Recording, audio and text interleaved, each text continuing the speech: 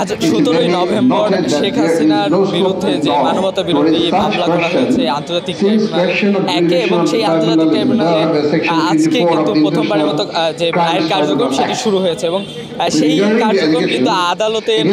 অনুমতি সাপেক্ষে বাংলাদেশ টেলিভিশন কিন্তু সেটি সরাসরি সম্প্রচার করছে, এবং সেই সম্প্রচার কিন্তু সরাসরি বড় পর্দায় দেখানো হচ্ছে ঢাকা বিশ্ববিদ্যালয়ের ছাত্র শিক্ষক কেন্দ্র। এবং কিছু সময় আগে কিন্তু ছাত্র জনতা এখানে কিন্তু স্লোগানে উত্তাল করে রেখেছিল, এবং রায়ের কার্যক্রম শুরু হওয়ার পরপরই কিন্তু সবার মনোযোগ এবং চোখ কিন্তু সেই বড় পর্দার দিকে, এবং এখান থেকে কিন্তু আমরা দেখতে পাচ্ছি সবাই কিন্তু শান্তভাবে বসে যে রায়ের কার্যক্রম হচ্ছে সেটির দিকে সবাই মনোযোগ দিয়েছে, সেটি দেখানোর চেষ্টা করছি। এবং আমরা দেখতে পাচ্ছি যে আসলে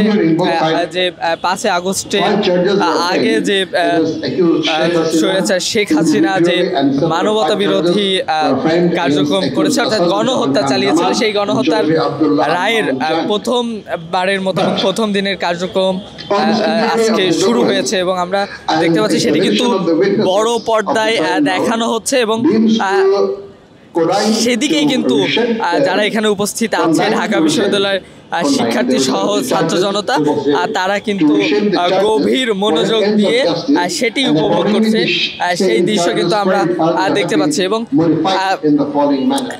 এখানে কিন্তু সকাল থেকে বিভিন্ন স্লোগানে উত্তাল ছিল এই স্থান, এবং এখন কিন্তু আমরা দেখতে পাচ্ছি যে আসলে শেখ হাসিনার মামলার রায় সেটি নিয়ে কিন্তু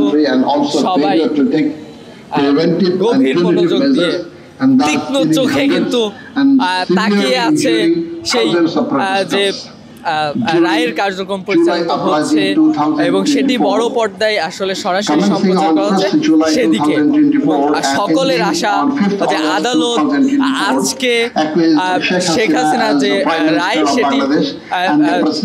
ফাঁসির রায় ঘোষণা করবে, এবং এই আশা নিয়েই কিন্তু সারা বাংলাদেশ সকলেই কিন্তু অধীর আগ্রহে বসে আছে টিভির পর্দায়।